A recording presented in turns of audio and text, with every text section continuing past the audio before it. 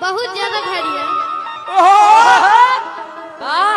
ओढ़ी के अचाना जवानी करे कचराई काचबा माई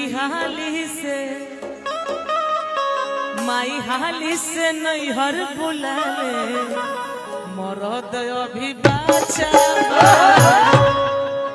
इसलिए तू बिगड़ा मत ना, हम तो बिगाड़ा तनी, लेकिन गीत के माध्यम से ना रघु बाकी एगो कौन भी है कि अभी नया गाना आइल बा कौन कि बनल बा मूड तो बिगड़ लुका है अरे आखे की तो किए बस मार लुका है कि कर दो हमके मरद वाला रोल हो।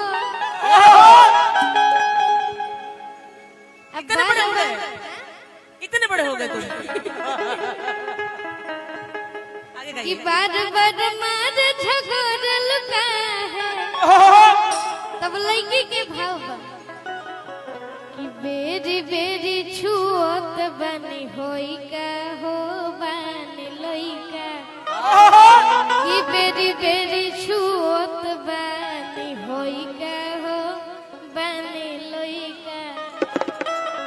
बाकी रौरा खाती है बोलल चाहे कि पेट्रोल जवनिया से गोरिया लगइबू का।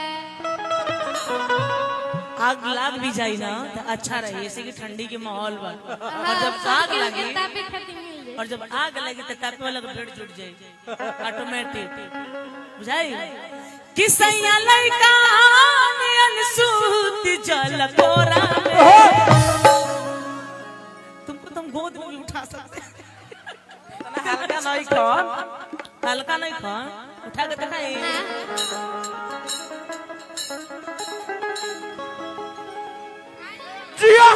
बहुत ज्यादा भारी है। क्या बात है। यहाँ से 1 साल पहले हमसे मिला था रांची में, याद है ना? हाँ। सुधीर भैया के मंच में तो उस टाइम भी तो बच्चे थे, आज भी बच्चे हो, और हम नहीं चाहते कि तुम बिगड़ो।